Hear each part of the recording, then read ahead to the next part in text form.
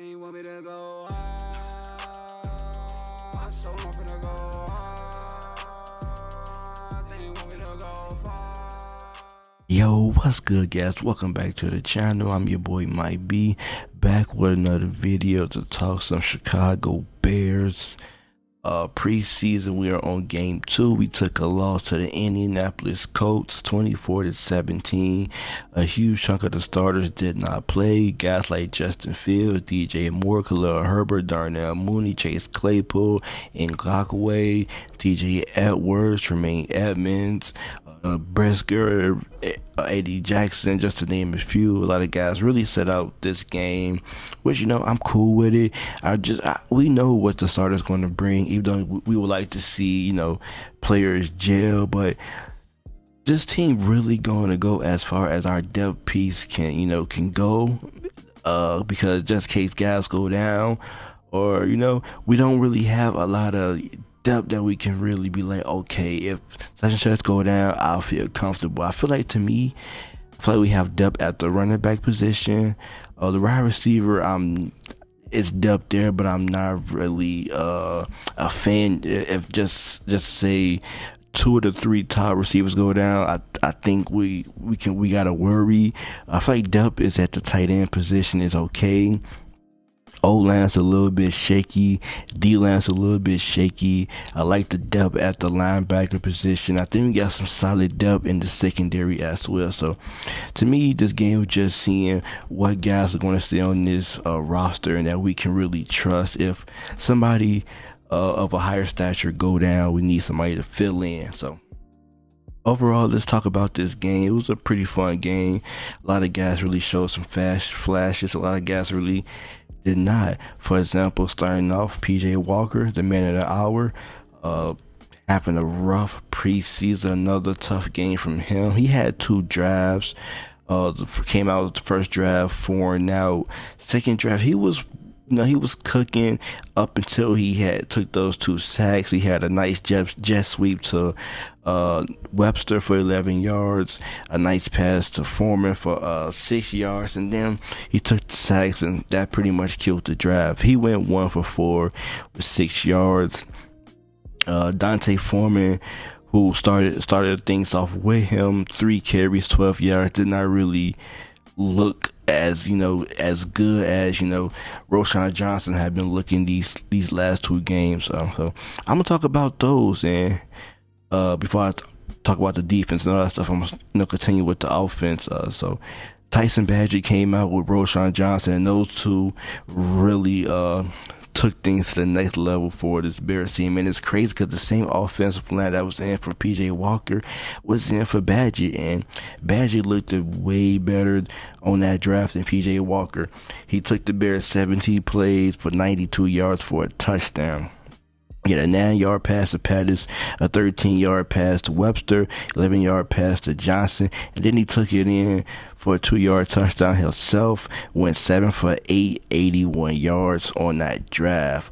So he really looked comfortable back.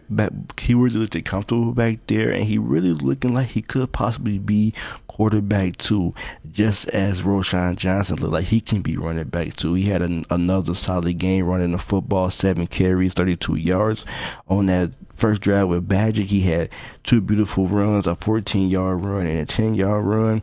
I was praying he, punched it into the end zone, but it was still pretty good seeing Badgett taking it himself. Like I said, the backup O-line played pretty solid.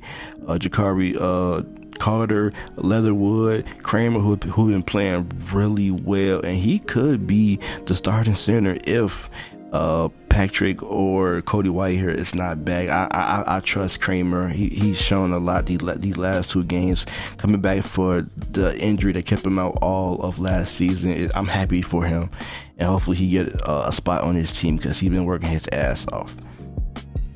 A couple of other players that stood out to the offense. Nathan Peterman came out. He got into the touchdown. 10 from 8, 118, 115 yards. He came out and said, I'm not feeling like the worst quarterback out of 3. So I like that from Peterman. Still came out and produced.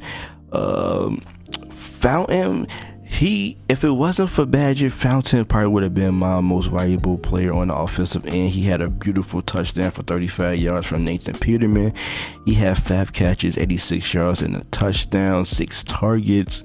So if it wasn't for Badger, he would have been my offensive player of the year. But I'm going with Badger as the offensive beer of the game. Shout out to Badger. Really came out and looked like he can be a quarterback too. Roschon Johnson really like he can be a quarterback too, and I really like Darius Fountain. He look like he's a player that I would not mind have him sticking around. His route running, even though it was third string, second strings, secondary, his route running looked crisp, great hands. So like what I saw from him, and he could be competing for that 6th wide receiver spot. So let's flip over to the defense. Defense, nothing really stood out. It wasn't no breakout player like last week. It was Tyreek Stevenson, Travis Gibson was a star that broke out. This week it wasn't really nobody that really stood out to me. Probably Terrell Lewis had another great game. He had a forced fumble. Travis Bell looked solid. Travis Gibson was starting to cook, but he didn't really show us what he showed us last week. Javon Dexter, Zach Pickett looked real solid. Jack Sanborn, was Jack Sanborn. So the defense pretty much was overall solid. Nobody didn't really stand out to me. They wasn't as dominant as they was last week, but overall still solid. They did not do good against Gardner Minshew was in, because he was slinging that rock.